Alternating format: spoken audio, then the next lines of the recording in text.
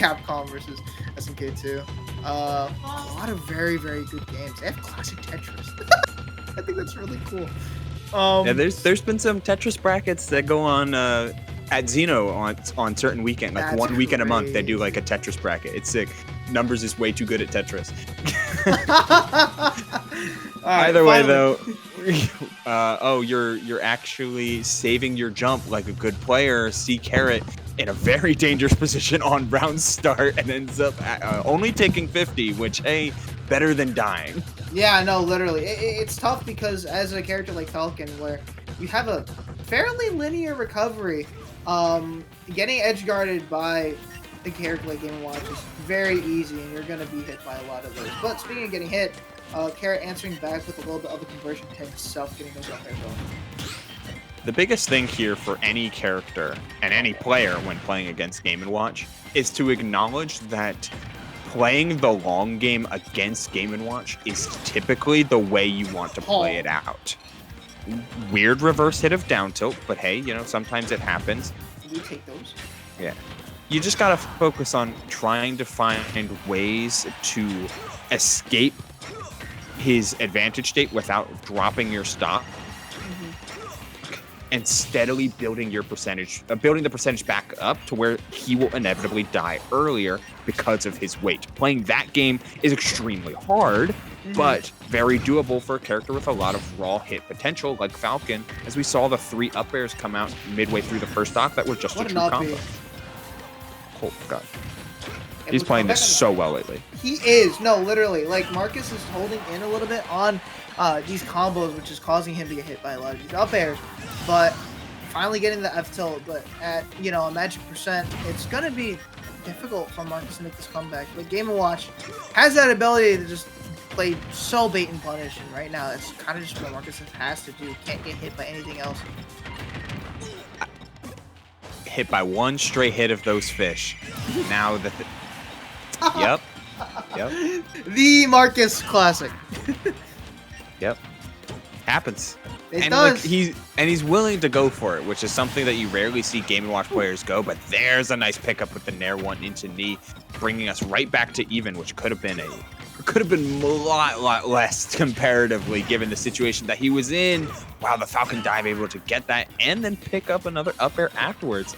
Yo, Ccarrot, apparently he just won the Philly local last night, ACU I believe it is. So, you know, Ccarrot, sometimes he just picks it up, and he's got some solid fundamentals as we're seeing it against such a matchup check of a character. No, yeah, absolutely. And, I mean, again, Ccarrot's recoveries have been super well. He hasn't been wasting his jumps, like you said before. He's saving them, but the jump right there ain't going to save you as he gets hit by the chef. And, man, that move on ledge is, like, one of the most annoying yet best things that I have seen in this game. And Marcus, I never want to discredit a player because Marcus is clearly a very experienced player who knows how to distill positions and win condition down. It just so happens that Game & Watch has so many positions where he has an innate advantage, particularly against fast fallers. Like on ledge here, throwing out 3 bits of that chef, just true combos into forward tilt, closes stocks at like 100, 110. Hell, just running up and holding shield or throwing out a nair is so much auto conditioning because you instantly take 37, if not more. It's a very, very uphill battle on the part of Ccarrot, who is playing it well, but Marcus is just able to find so many questions and pose them to Ccarrot where the answer exclusively is to lose. It's one of those things where you need to respect the living crap out of Game & Watch, but at some point, it's like, where, like, you just gotta stop this. You just gotta disrespect this character, and there's no opportunity to do so whatsoever. That shield is small. You just have to drop shield. Those are the, you know, the situations that Marcus continuously puts Ccarrot. It's like, when are you gonna go for a bad option? Right now, oh, that down tilt, that's a very weird angle. I'm gonna kill. Not dropping the stock quite yet, and what a recovery! Yeah, great recovery route. Looking for that Nair 1 follow-up off of the ledge there, but nothing quite landing here for Ccarrot, who has to get up, and it's the nair that calls out the jump to take the stock from Marcus. That high nair was so super well placed. Let's see if Ccarrot's able to bring something back. Yo. Yo. Yeah, that's all I need to say there. That was perfect. Like, that's the type of hit where you're chasing down, you find the trade on up B at that high up, go swinging for a massive kill move, and he went for it again. You get one of those, Marcus. All pun intended, because you did get a 1 there. For sure, yeah, definitely intended. Absolutely. But right now, Marcus still looking very good. Ccarrot just needs, again, just a 1 hit to make it back, and 71% now has the lead. That's exactly what you want to see if you're Ccarrot. And these down airs have been posing a lot of problems for Ccarrot as well. Not really letting him stay under that platform and just allowing Marcus to come back on the stage easily. Yeah, Falcon damage is nothing to sneeze at. Same thing can be said for both sides. Like, the explosiveness of this set is certainly there. And throughout this entirety of this bracket, I've been loving Ccarrot's use of forward tilt, as the down tilt is the one to take out the stock. But his grounded game as Falcon has been immaculate. You see a lot of Falcons really like play off of getting these aerials off. What a recovery once again from Ccarrot. Again, using that ability, the fast fall, to come back on the stage, catches the down there with the up smash, looking for it again, but the F tilt finally gonna take that stock. But Ccarrot, in these last 30 seconds, have been playing perfectly. Again, looking for that 9, just not gonna get it. I'm not even sure 9 would have closed out the stock there. Oh, hello. Up smash will! Up smash will! And we're gonna get a run back to PS2, so Ccarrot, again, those last 30 seconds, that interaction, getting that down tilt off, again, a move nobody really respects or expects to kill that early. Just maintain that lead and just kind of steamrolling Marcus. And I like the weaponized disrespect that we see Ccarrot going for. In game number 1, there was a lot of respect played to Marcus coming off of ledge or running off of platforms, always anticipating something like a nair to just like be dropped and win. But in game number 2, there was a lot more forward tilt to stuff those out, a lot more down tilts to close out in grounded scenarios, and then the up smash came right after a first up smash that whiffed. Like, there's been a little bit of that, but Marcus trying to play that edge guarding game and play a little bit more forward in this game number 3, potentially dropping to losers before winners finals is certainly not the path that he wants to take here this Monday night. Not at all, and especially, you know, as the first seed, you kind of have, you know, to defend some sort of, you got to defend Fusion in that sense. But Ccarrot, his recoveries have really been helping him out so much. Like, he's been mixing up when he wants to go high, when he wants to go low, and just making sure that he's reading Marcus's options before Marcus can read. Like, being 3 steps ahead is just helping Ccarrot out so much. He's grounded F tilts. Oh my god, dude. How is he so consistent? The jump away, seeing the up smash and reacting in time. You're actually not worried about taking an up B now. Yeah. Or an up B or an up air. Like, the damage has already been done. You're at 150. But now you don't true combo out of that reversal, and Falcon can just kind of be fast a little bit here. But the jump call out was so nice there from Marcus, catching Ccarrot jumping a little bit too early out of that chef. Oh, damage. Nice, being able to fall away. No jump, by the way. You got to be careful. No jump once again. Good high up B once again from Ccarrot. Just the way that he's just been coming back on the stage and then just regaining center, like, stage control, getting that back here. We've seen how much he can do with his aerials. See if he can take the stock.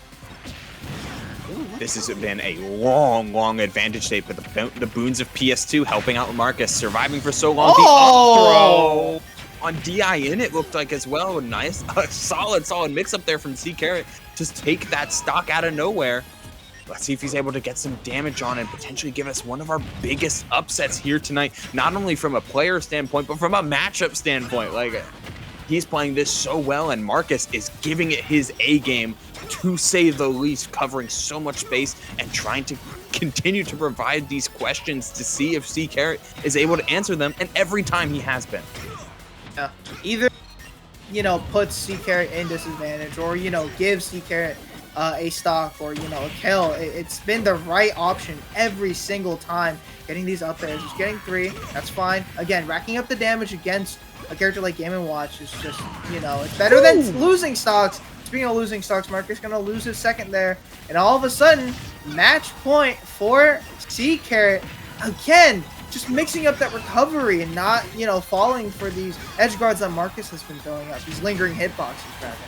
Surviving so many of these hits. That's the second weakness of Mr. Game & Watch here, Jellyfish. No real raw killing aerials sometimes. And Ccarrot has taken full advantage of that, surviving to 150 plus, seemingly every stock but the one that he got a literal 9 on.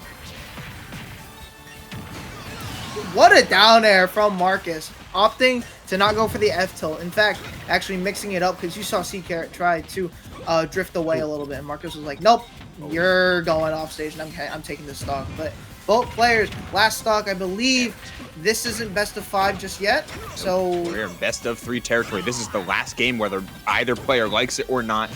Wow, you grabbed that. Only getting a 6 though, takes him up to 35%, and we're still in range of all of these up airs and up Bs being so dangerous here, Jellyfish. Reversal off ledge. No, we're jumping back to center and finding the back air. Man, Ccarrot is slowly starting to win this war of attrition up against Marcus, who's known for playing so slow and so calculated.